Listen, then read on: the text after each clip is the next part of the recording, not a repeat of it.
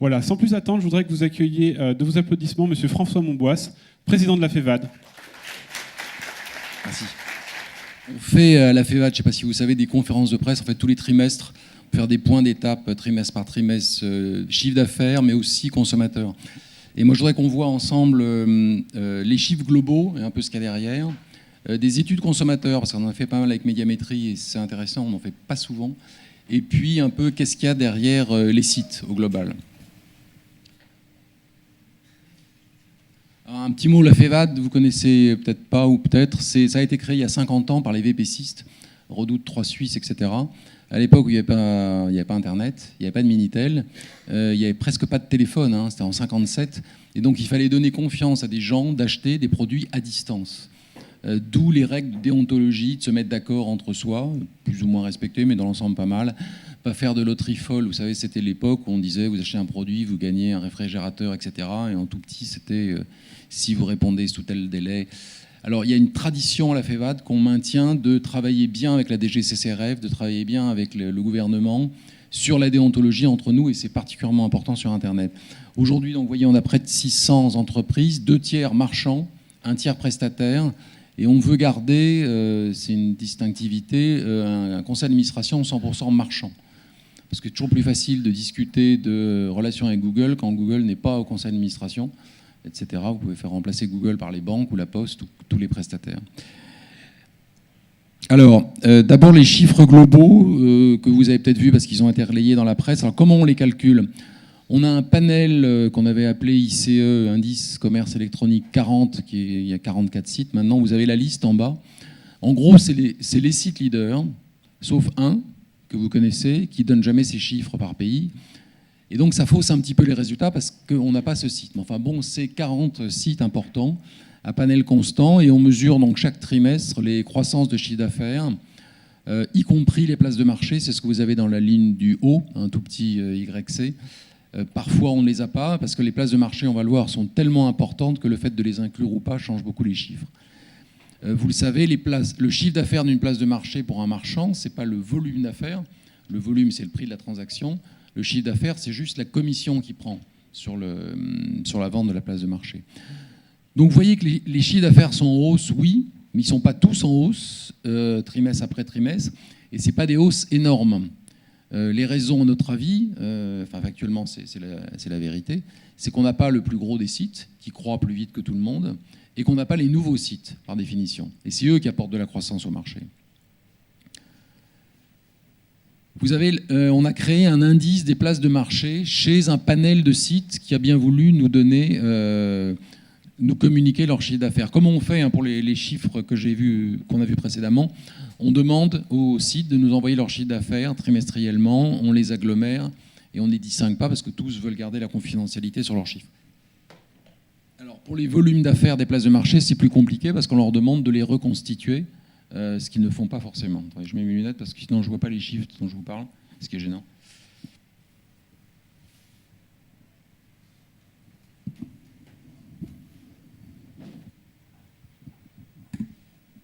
Voilà. Les choses à retenir, donc, c'est que le volume d'affaires des places de marché croît beaucoup plus vite que le chiffre d'affaires des sites eux-mêmes. Et vous voyez le chiffre du bas, à mon avis, qu'il faut commencer parce que c'est par les gens. 45% des acheteurs sur ces sites qui ont des places de marché ont acheté déjà sur celle-ci. Pourquoi ? Parce que la différence, vous le savez tous, pour un consommateur acheté sur le site et sur la place de marché est assez ténue. En fait, on voit une grande fiche produit, une réponse avec des tas de produits. Ce qui pose, parenthèse, si vous avez des places de marché, des problèmes juridiques. À mon avis, ça va être un enjeu dans les années ou les mois qui viennent parce que des consommateurs se plaignent en disant « je crois acheter sur tel site et en fait, j'ai acheté sur un marchand ». Ce qui n'est pas forcément gênant quand tout se passe bien, mais quand il y a des problèmes de garantie, à qui on s'adresse, ce n'est pas toujours très clair. Aussi, ce n'est pas très clair et ça va monter en puissance avec toutes les obligations légales qu'ont les sites, du style récupération des appareils usagés, la D3E, déclaration de l'écotaxe, etc. Ce que les sites hébergeurs, eux, font parce qu'ils sont obligés par la loi, ce qu'un petit site importateur ne fait pas toujours, d'où des discriminations et distorsions de concurrence. Donc je pense que les places de marché, ça marche tellement bien que ça va être un enjeu juridique dans les années qui viennent.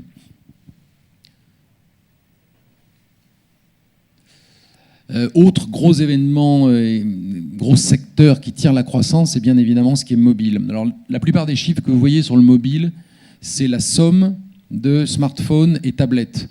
Parce que pour des raisons techniques, c'est difficile d'isoler les deux. Et puis, c'est vrai que les deux sont en mobilité. Les tablettes, pendant longtemps en France, ne bougeaient pas. Maintenant, on voit de plus en plus, et surtout avec les touristes. D'ailleurs, c'est amusant, des touristes dans la rue qui prennent des photos avec des iPads. Et on pense que les tablettes, surtout maintenant avec les demi-iPads, enfin les formats plus petits, vont de plus en plus être utilisées en mobilité.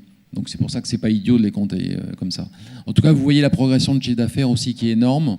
On le verra avec des chiffres du point de vue des consommateurs, de l'utilisation. En bas, mobile et tablette, 14% des ventes du panel ICM, c'était 10% il y a un an. Certains sites communiquent, vous l'avez peut-être entendu, ceux qui communiquent le plus, c'est eBay, qui annonce des chiffres d'affaires énormes déjà réalisés avec le mobile. C'est Voyage SNCF et c'est Vente Privée. Vente Privée annonce que plus d'un tiers de son chiffre d'affaires est fait directement avec mobile, tablette et smartphone. Alors c'est logique, hein, les trois sites dont je vous ai parlé, il y a une bonne raison d'utiliser la tablette et pas un PC de bureau, c'est l'urgence dans le temps. eBay, vous suivez une enchère. Vente privée, les rendez-vous sont à 7h du matin, les gens veulent être au rendez-vous et souvent ils sont dans les transports. Quant à Voyage SNCF, je dirais qu'il n'y a pas de problème de recherche, de concurrence. Vous voulez un billet de train pour aller à tel endroit, si vous avez un smartphone, vous le faites quand même parce que vous avez une raison. Pourquoi je dis ça? Parce que la raison numéro 1 d'acheter sur le mobile et les smartphones, ça reste pour l'instant une raison un peu négative. J'étais pas au bureau ou chez moi, j'avais pas accès à mon ordinateur de bureau, parce que c'est quand même plus pratique de surfer sur un gros ordi que sur un smartphone. Comment on fait alors pour partir de ces 40 sites pour déterminer la croissance du marché? On les exclut bien sûr parce qu'après on passe par les plateformes de paiement. C'est-à-dire qu'on travaille avec toutes les plateformes de paiement pour avoir les chiffres agrégés directement des ventes. C'est pour ça que sur le panel total, on n'a pas, comme j'ai montré tout à l'heure, le détail par catégorie de produits parce qu'on prend un chiffre d'affaires global et on réintègre avec une règle de 3 une estimation de ce qui est fait hors plateforme de paiement, c'est-à-dire avec les chèques. Alors, c'est en déclin régulier, ça reste chez les sites, principalement les VPCistes, mais aussi certains gros sites de e-commerce qui ont accepté les chèques, mais la tendance, évidemment, est de moins en moins d'avoir des chèques. Et à partir de ça, on détermine l'évolution du marché global, qu'on a estimé à une croissance de 10,5% au T2 comme au T1. Donc, les taux de croissance ont un peu faibli trimestre après trimestre. Ce qui n'est pas forcément logique. Je ne sais pas si vous avez suivi, aux États-Unis, on a encore des taux de croissance de 15%, donc plus fort qu'en France.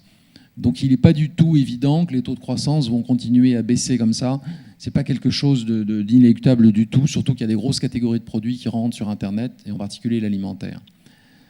Alors, l'élément dont tout le monde parle, mais à mon avis, il n'est pas très significatif, c'est l'érosion du panier moyen, la transaction. Alors, bien évidemment, pour chaque site, c'est extrêmement important que le panier moyen baisse.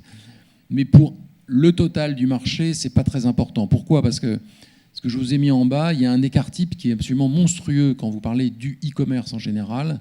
Entre le tourisme, vous êtes dans plusieurs centaines d'euros, et les livres, c'est 20 euros, même c'est 5 euros un livre de poche. Et il y a des gens qui font des commandes d'un livre de poche seul, puisque la livraison coûte 1 centime. Vous savez qu'elle n'est pas gratuite, mais elle coûte pas cher.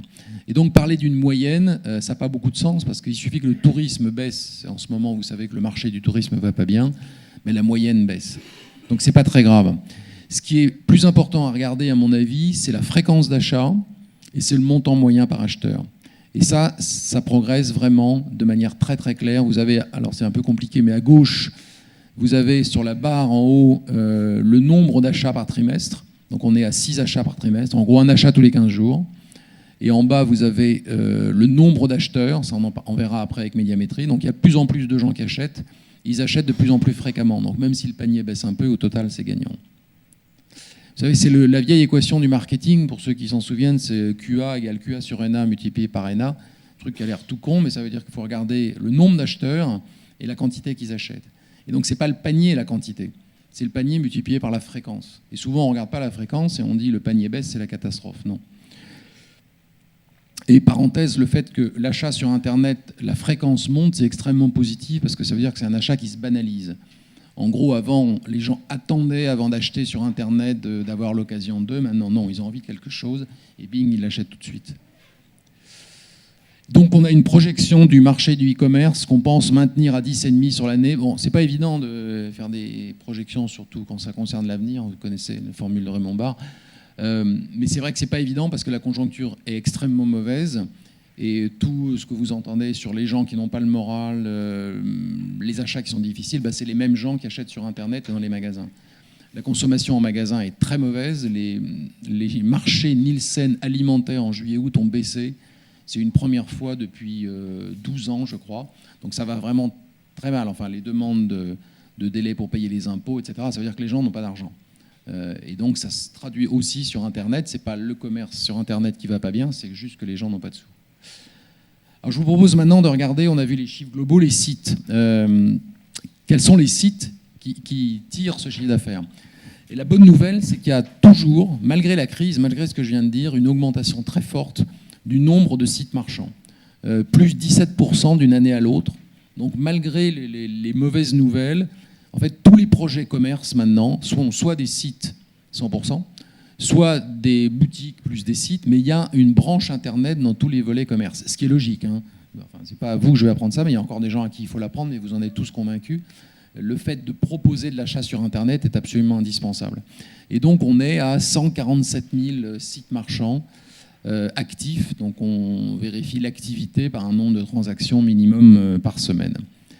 Alors comment ils se décomposent ces sites? Évidemment, on a encore une loi de Pareto, une concentration énorme.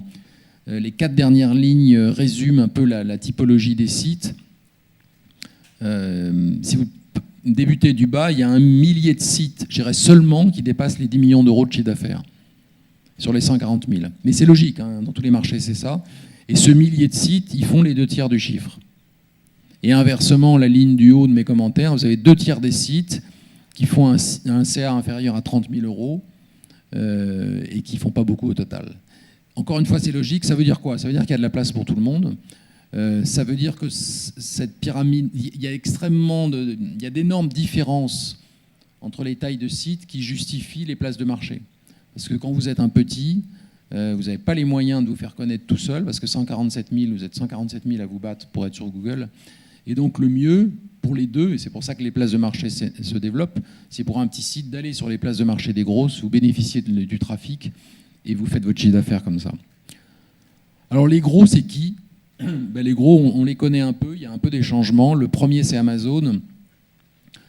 Ce qu'il faut dire sur Amazon, c'est que la croissance d'Amazon est absolument phénoménale. Donc là, on a uniquement l'audience, puisque vous savez que la plupart des sites ne donnent pas leur chiffre d'affaires au trimestre.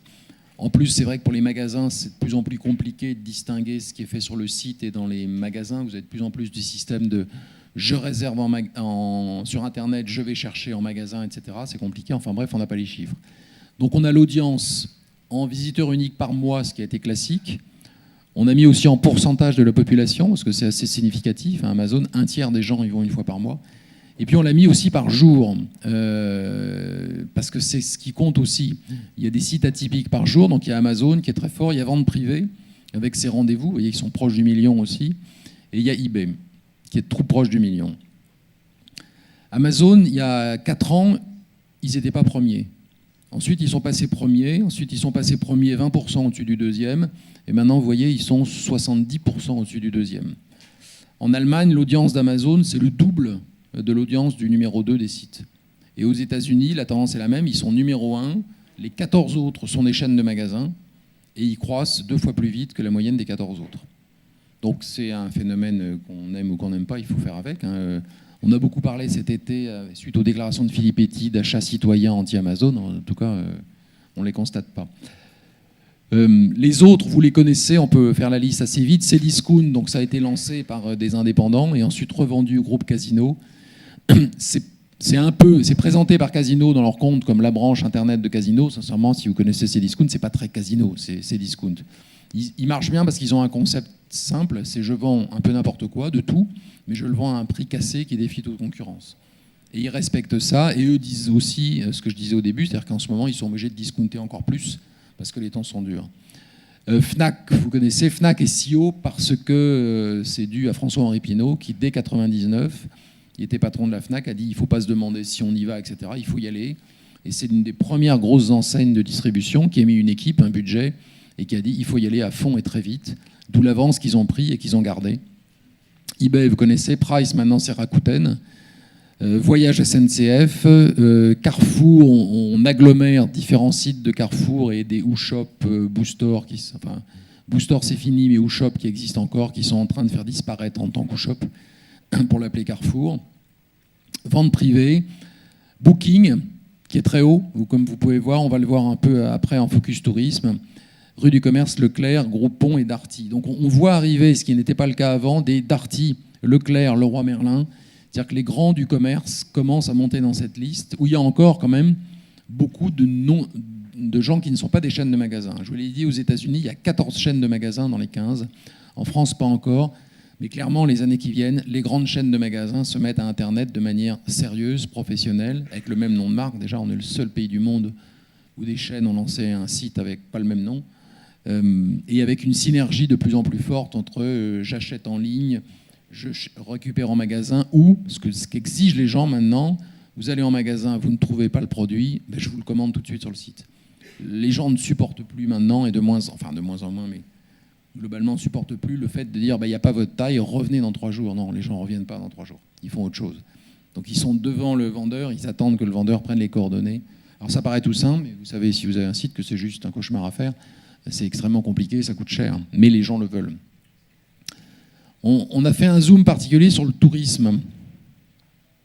Voilà, pourquoi ? Parce qu'il y a 5 ans, quand on présentait le top 10 des sites de voyage et de tourisme, on avait les tours opérateurs. Et maintenant, je ne sais pas si vous regardez cette liste, mais il y a beaucoup de sites qui ne sont pas des tours opérateurs, qui sont soit des ventes d'enseignes en direct, je pense à Air France, EasyJet. Vous allez sur ce site, principalement, vous voulez un billet Air France, vous voulez un billet EasyJet, c'est-à-dire que les marques reprennent du pouvoir. Et puis, vous avez Booking, numéro 2, Blablacar, qui est numéro 4. C'est énorme, la percée de Blablacar, on en parle beaucoup, mais c'est vraiment quelque chose qui est gigantesque. 170 000 personnes tous les jours. Et Expedia. C'est-à-dire que les tours opérateurs classiques qui étaient très forts sur Internet il y a quelques années, ils se font manger, je dirais, d'un côté par les marques, où les gens, sans aller par un site comparateur, vont directement sur le site Air France ou EasyJet, ou Voyage SNCF pour acheter du train. Et puis par les sites, au contraire, ils ont été remplacés par des sites comme Booking, qui proposent toutes les chaînes d'hôtels, ou Expedia. Voilà. Donc je pense que c'est un phénomène intéressant et qui risque de continuer. Transformation dans le tourisme. Alors maintenant, les consommateurs. Qui est-ce qui achète et comment les gens achètent ? D'abord, la bonne nouvelle, c'est que le nombre d'acheteurs continue de monter. Ça, c'est une différence aussi avec les magasins. Les magasins, grosso modo, c'est stable. Voire, selon l'endroit où est votre magasin, ça peut baisser. Là, on a une augmentation de 5% du nombre d'acheteurs sur Internet au T2 par rapport au T2 d'avant. Et vous voyez que ça succède à un +3 et un +4. Donc, ce n'est pas des taux de montée absolument énormes. Mais ça monte et on est à 34 millions de gens qui ont acheté sur Internet au T2. Ça monte et ça monte plus vite que le nombre d'internautes. Puisque le nombre d'internautes, c'est les mêmes échelles de temps, n'avait monté que de 2% au cours du T2, pour être à 43 millions. Pourquoi ? Parce que maintenant, tous les gens qui n'ont pas Internet, ce n'est pas des gens qui ne veulent pas, c'est des gens qui ne peuvent pas avoir Internet parce que soit ils n'ont pas d'argent, parce que 32 € le triple play, c'est trop cher. Donc c'est très bien qu'il y ait des guerres des prix avec des... Vous savez, Bouygues a sorti un double play à 20 €, c'est très bien. Ça va faire que des gens vont prendre Internet en plus. Soit ils sont dans des endroits où ça ne passe pas. On est en septembre, si vous êtes en octobre, si vous êtes en vacances en France, dans certains coins, il n'y a juste pas de réseau. Et là, ce qu'on sait, c'est évident, c'est que les gens se fichent de savoir si c'est de la fibre, du satellite, du mobile ou pas. Ils veulent avoir Internet, quel que soit le moyen. Et donc, c'est très bien tout ce que fait le gouvernement pour dégager les zones blanches, parce que c'est absolument indispensable. Et c'est des gens qui vont acheter d'autant plus qu'en général, ils habitent dans des coins reculés où il n'y a pas de magasin. Donc, les gens achètent en France, et c'est un bon taux entre le rapport entre ceux qui achètent par rapport à ceux qui ont Internet. Je vous ai mis une slide où on ne voit pas le nom de tous les pays. C'est les stats européennes d'Eurostat sur... les barres, c'est la connexion Internet, pourcentage de ménages qui ont accès à Internet. Et la ligne, c'est dernière commande en ligne, au cours des 12 derniers mois, pourcentage de gens qui achètent sur le net. Donc vous voyez qu'il y a des exceptions. La France est en bleu marine, un peu au milieu. Donc en gros, on a 82% des ménages qui ont accès et 59% des ménages au total qui achètent. On est numéro 9 en Europe sur l'achat, mais c'est à cause du fait qu'on n'est pas bon sur l'accès. C'est-à-dire que, vous voyez, les pays de gauche ont une proportion de gens qui ont accès qui est beaucoup plus haute que nous. C'est ce que je vous disais avant, il faut, pas pour nous, Fevan, on pousse vraiment tout ce qui est développer l'accès à Internet partout, et ça vous intéresse aussi, bien évidemment. Alors le pourcentage de gens acheteurs sur le total internaute, c'est ce que je vous disais, il est à 78, c'est ça maintenant, il monte régulièrement. Mais surtout, ce qui est bien, c'est que c'est le même, quelle que soit la façon dont on saucissonne la population. Par âge, par Paris-Province, les légendes sont un peu petites, hein, je suis désolé, c'est hommes, femmes, ensuite c'est les tranches d'âge 16-24, 25-35, etc. CSP+, CSP-, retraité, Paris-Province. Paris-Province, c'est les deux vertes à droite, vous voyez que c'est exactement pareil. Et les taux de croissance les plus forts, c'est chez les gens qui étaient en retard, c'est les plus de 65 ans et les retraités. C'est-à-dire que ces gens-là, quand vous leur donnez Internet, ou quand ils prennent Internet et qu'ils sont volontaires, ils achètent aussi vite que des jeunes. Il n'y a pas de frein du tout à l'achat sur Internet. Ce qui est aussi une bonne nouvelle et ce qui est un peu contre-intuitif de ce qu'on disait avant, les seniors ne savent pas servir Internet, c'est pas vrai. Quand ils l'ont, ils s'achètent sur Internet. Alors, je crois que c'est 2 fois la même, donc on va passer. Alors, qu'est-ce que les gens achètent sur Internet en déclaratif ? On retrouve les 4 grosses catégories, qui sont les 4 catégories qui tirent le commerce Internet depuis 10 ans. C'est-à-dire voyage, tourisme, qui monte encore, ce qui est services, les produits culturels et le textile, habillement. Et un peu en retrait, les produits techniques, qui étaient les produits phares au début, mais quand Internet ne concernait, je dirais, que des gens dans cette salle, c'est-à-dire surtout des hommes, CSP+, 25-35. Internet, au début, c'était ça, donc c'était du high-tech, parce que c'était l'explosion du high-tech. Maintenant, le high-tech a un peu baissé, et c'est de plus en plus le commerce normal. L'alimentaire, on en a beaucoup parlé, vous voyez que c'est 24% des internautes qui utilisent régulièrement, enfin dans les 6 derniers mois, des sites alimentaires. Ce sont les fameux drive dont vous avez entendu parler, et vous êtes peut-être client. Alors, une chose importante, toujours, c'est la livraison. C'est important en prix, c'est important pour les gens parce que c'est ce qui reste quand on a cliqué. Vous avez cliqué, les gens sont décidés d'acheter et puis après, tout dépend de la livraison. Donc le domicile reste prioritaire, mais le point relais est extrêmement important aussi. Donc il y a des overlaps, hein, c'est pour ça que ça fait plus que 100. 57% au point relais, c'est gros. Parce que les gens travaillent et donc ils savent que si c'est quelque chose d'encombrant, le facteur va passer au moment où ils ne seront pas là et ça va être tout un bazar, il faudra les rechercher, etc. Et ils préfèrent choisir un point relais où eux vont choisir quand ils vont aller chercher le produit. 23% en magasin. La FNAC avait communiqué l'an dernier qu'au moment de Noël, c'était 1/3 des produits techniques qui étaient commandés sur le site où les gens choisissaient l'option « je vais aller le chercher en magasin ». Un peu ce que je vous disais tout à l'heure, du lien de plus en plus fort quand il y a un réseau de magasins entre le magasin et Internet. Ce qui est, du point de vue du marchand, juste un cauchemar. Vous imaginez, au moment de Noël, le magasin doit réserver des produits pour des clients qu'il ne connaît pas, qui viendront il ne sait pas quand, et donc dans son stock en tenir compte. Et parfois, ça a été le cas, je m'en souviens quand j'y étais, sur des produits pénuriques comme les nouveaux Apple, il fallait refuser une vente à un client qui est en face de vous parce qu'il fallait garder un produit pour un client hypothétique qui allait peut-être passer dans les 3 jours. C'est très compliqué à gérer pour les magasins, mais c'est une demande des gens. 78% des acheteurs considèrent le prix de livraison comme un critère de choix. Et ça, c'est tiré évidemment par Amazon qui tire ce prix vers le bas avec ses forfaits gratuits qu'on a très vite. Et ça, la dernière ligne, c'est très connu de tous les VPCistes depuis longtemps, mais bizarrement de beaucoup de sites internet qui ne le connaissent pas. La moitié des cyberacheteurs augmentent leur panier pour avoir les livraisons gratuites. Moi, j'ai été patron des veillées jeux. Typiquement, on mesure la répartition du panier moyen, ça fait une courbe de Gauss, et on place la gratuité juste après le pic. Et ça fait bouger des gens. Et on place un deuxième panier de gratuité ou de cadeau le plus loin. Vous avez des sites où le panier moyen est à 40 € et ils font livraison gratuite à partir de 30. C'est stupide. Perdez de l'argent. Et il y en a beaucoup, des sites.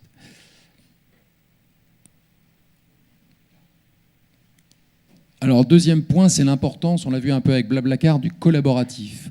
On a demandé aux gens s'ils ont déjà utilisé en bleu et s'ils envisagent de le faire sérieusement en rose. Vous voyez le covoiturage sur Internet, donc on est à 13 plus 18. acheter des produits alimentaires directement à des producteurs. Alors là, on est à Paris, mais je peux vous dire, quand je fais des conférences comme ça en Bretagne ou à Marseille, une start-up sur 3 ou 4, c'est un gars qui fait juste un site pour livrer directement des produits locaux aux consommateurs.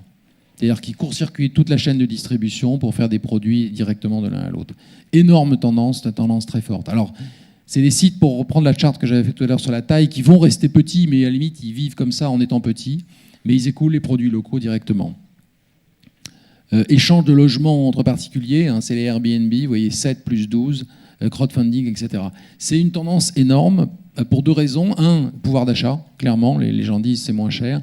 Et 2, ça participe du sentiment qu'ont beaucoup plus les jeunes, qu'on n'achète pas forcément un produit, mais on partage s'il y en a besoin, on en profite. C'est tout ce qui a été fait dans les discours sur l'être par rapport à l'avoir, mais maintenant on y est concrètement, parce qu'avec Internet, c'est faisable.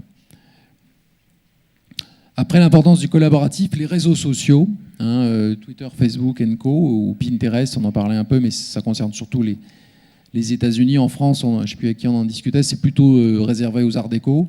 Enfin, c'est important. Vous voyez, en gros, plus des 3/4 des gens regardent ce qui est déposé sur les réseaux sociaux et consultent et contribuent. Donc on sait maintenant que ce n'est pas des sites où il y a de l'achat en direct, mais c'est des sites qui contribuent énormément à la décision d'achat. Et enfin, l'importance du smartphone. 43% des gens déclarent surfer régulièrement avec le smartphone en magasin, plus 5 points. Donc vous avez les lignes, je ne sais pas si vous avez à lire, oui. Regardez le prix, montrez des choses aux vendeurs. Rendez compte la révolution pour les vendeurs. C'est-à-dire qu'avant, c'est eux qui détenaient le savoir. Maintenant, le client vient et dit au vendeur, on m'a dit ça, ou regardez, on dit ça, est-ce que vous êtes d'accord, qu'est-ce que vous en pensez? Il y a des programmes de formation dans toutes les enseignes des forces de vente, c'est vraiment un challenge, c'est vraiment pas facile.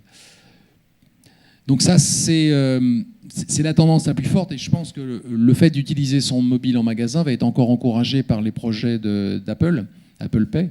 C'est-à-dire que le mobile, non seulement vous donne des renseignements, mais en plus vous permet de payer, ça incite encore plus les gens à se servir du mobile tout le temps en magasin. Alors pour terminer sur les perspectives autres, parce que là on a parlé un peu du mobile, les grosses tendances, ça va être le mobile qui va continuer, les réseaux sociaux, le collaboratif. Quelque chose sur la protection des données, le droit à l'oubli. Je vous ai mis une citation d'un gars qui est Chief Internet Evangelist de Google. C'est pas mal le titre déjà. Vinton Cerf, qui est un monsieur qui a 80 ans, vous avez peut-être entendu parler, c'est un des papes d'Internet, un des gars qui a co-créé Internet. Et il y a 1 an, dans une conférence aux États-Unis, il y a eu un gros bruit parce qu'il a dit, mais en fait, la vie privée, ça a été une anomalie de l'histoire. Il y a eu un bruit, puis il a continué, il a dit la phrase dont je parle.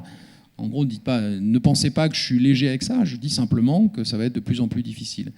Et il a expliqué en disant, mais moi, quand j'étais jeune dans mon village, le facteur savait très bien qui écrivait à qui. Au bistrot, il n'y en avait qu'un, tout le monde voyait bien qui avait rendez-vous avec qui. Le concept de vie privée est né parce qu'il y a eu des grandes villes. Et qu'on s'y est habitué peu à peu à vivre dans des grandes villes et à être anonyme, mais ça va disparaître. Alors, il y a eu une bagarre entre la Commission européenne et Facebook il y a 2-3 ans, où Facebook, en gros, dit à la Commission européenne, écoutez, nos CGV, elles sont en droit californien, donc vous pouvez me dire tout ce que vous voulez, je ne respecterai pas ce que vous voulez. Le bras de fer a été tel que la Commission européenne est partie sur un projet de règlement sur la protection des données. Le règlement, c'est pire que la directive. Là, on a eu d'abord les directives où chaque État mettait à jour dans son propre droit comme il voulait. Après, il y a eu les directives d'harmonisation maximale. Donc là, on ne peut pas changer. Le règlement, on transpose à la lettre. C'est-à-dire que le texte arrive de Bruxelles et on l'applique. Donc on fait très attention et on a échappé dans les projets au pire, mais on ne sait pas encore ce que ça va donner. Parce que le texte a été approuvé une première fois et maintenant on attend que la nouvelle commission soit en place pour en parler une deuxième fois. La nouvelle commission, je ne sais pas si vous avez vu, il y a des interviews en ce moment. Il y a en gros 3 personnes qui vont s'occuper du numérique. Il y a un Allemand, Oettinger, qui s'occupe du marché unique numérique. Et au-dessus de lui, il y a un Estonien qui s'en occupe aussi. Enfin, ça va être un peu compliqué. Eux, leur but, c'est que tout soit pareil partout. On n'a pas de souci avec ça. Mais ce qui nous gêne, c'est qu'ils mettent dans le même panier Facebook et les sites marchands. Alors nous, on plaide que pour un site marchand, c'est capital la connaissance du parcours du client, que ça existe depuis toujours et que ça ne gêne pas les gens. Ça existe depuis toujours quand Avant d'aller au bureau tous les matins, vous rentrez dans un café et que vous demandez un petit crème et qu'au bout d'un moment, vous n'aviez même pas besoin de demander le petit crème, le serveur vous le donne, en général, vous êtes content, vous êtes ravi, vous êtes reconnu, vous n'avez pas à le dire. Idem, si vous aimez le pain bien cuit, vous êtes content que le boulanger le sache. Bon. Et nous, on dit, sur Internet, il faut que ce soit la même chose. C'est-à-dire, quand quelqu'un revient sur un site et qu'il a acheté 3 romans policiers, on lui propose des romans policiers parce qu'on sait qu'il en a acheté. Et notre gros argument, c'est de dire que les gens sont contents. Et sur les sites marchands, effectivement, les gens sont contents de ça. Parce que ça fait du push-produit beaucoup plus intelligent que faire un push-produit aléatoire. Bon, on a du mal parce que pour l'instant, la Commission mélange un peu tous les sites et la principale récrimination sur le droit à l'oubli, la protection des données, et tout ça, c'est un peu lié. C'est Google, c'est une photo de vous ivre à 18 ans que vous voulez enlever quand vous en avez 35. Alors, on ne sait pas bien comment ça va évoluer. Vous avez vu que Google a été sommé par la Commission d'enlever certaines choses. C'est commencé avec Max Mosley, pour ceux qui ont suivi, l'ancien président de la FIFA qui avait été photographié dans des parties un peu sadomaso avec des costumes hitlériens, des trucs un peu chauds. Donc il a voulu l'enlever et Google disait oui, mais ça existait. Et c'est vrai que, on ne va pas juger, mais c'est un truc de fond. Un truc a existé et on demande d'enlever des choses vraies qui ont existé de Google. Donc je ne sais pas comment ça va se passer. Mais nous, pour les marchands, on demande vraiment à garder le parcours du client parce que c'est la valeur des sites marchands et les gens sont d'accord. Donc à suivre, ça va être le gros dossier de l'année 2015, oui. Le calendrier, c'est que la Commission va en parler à l'automne ou au hiver, printemps 2015, et après ça sera transposé. Il va y avoir aussi une loi numérique française. Vous savez qu'il y a une concertation qui a commencé samedi par le Conseil national numérique. On ne sait pas trop ce qu'il y aura dedans. Il y aura surtout beaucoup de projets sur la liberté d'expression sur Internet qui concernent moins les sites marchands, enfin qui nous concernent en tant que citoyens, mais moins sur les marchands parce que les sites ne sont pas tellement au courant, pas tellement impliqués, je veux dire par ça, à part les sites de presse. Et puis, comme autre projet, oui, il peut y avoir des classes actions, puisque vous savez qu'on a le droit aux actions de groupe maintenant, mais bon, c'est pareil, on est concerné sur Internet, comme est concernée une chaîne de distribution, qu'elle soit nette ou pas. Donc voilà, mais la grosse chose vraiment, ça va être ce règlement sur la protection des données, et sur le droit à l'oubli, où on se rend compte qu'effectivement, c'est pour ça que j'ai mis la phrase, il n'a pas tort, Cerf, ça va être de plus en plus difficile maintenant de garder ces données. Alors, le commissaire allemand dont je vous parlais, il est célèbre parce que dans son audition la semaine dernière, je ne sais pas si vous avez suivi, il a fait un scandale énorme parce qu'on lui a, je crois que c'est un eurodéputé vert qui lui a dit « Qu'est-ce que vous pensez des fuites sur les selfies de stars américaines nues ?» Vous avez suivi il y a 15 jours. Il a dit elles sont stupides, mettre une photo de soi nue sur Internet, il faut vraiment être idiot, donc ça m'est égal. Donc, bronca énorme. Et ce commissaire est mal vu des milieux verts, des milieux quadrature du net, parce qu'ils le décrivent comme un gars qui est beaucoup plus pro-business, visiblement, que pro-liberté sur Internet. Et ça va peut-être nous aider un peu, parce que s'il est pro-business, il va comprendre le sujet. Et les Allemands sont le pays d'Europe, vous savez peut-être, qui est le plus en pointe contre Google. C'est-à-dire que le ministre allemand d'économie, Sigmund Gabriel, a dit que Google avait tellement de pouvoir, était tellement bon maintenant, qu'il fallait les séparer, comme ce qui a été fait pour AT&T aux États-Unis il y a 40 ans. En gros, ils sont trop bons partout. Et il faut qu'il y ait un contre-pouvoir à Google. Et ça, si ça vous intéresse, vous écoutez les vidéos de Laurent Alexandre aussi sur le pouvoir de Google. C'est assez impressionnant. Voilà, donc voilà pour les perspectives, le commerce. En résumé, donc ça se passe bien, hein, vous le voyez, les chiffres sont bons. Mais les chiffres sont en ligne avec le commerce en général, donc dans une période un peu déprimée comme la France, c'est dur pour tout le monde. C'est-à-dire que les niveaux de promotion qu'il faut faire pour vendre sont forts. La tendance à l'internetisation du commerce, c'est-à-dire des réseaux de magasins, va continuer. Et maintenant, ils le font vraiment de manière professionnelle. Hein. Tous les chaînes de magasins qui lancent un site, il y a une interaction, les prix sont les mêmes, etc. Et c'est un gros service client qui va menacer les sites pure player et monter des tendances dont j'ai parlé, c'est-à-dire le collaboratif. Ne pas acheter, mais louer ou proposer ou échanger, et le mobile et les réseaux sociaux. Voilà, merci. Merci beaucoup, François.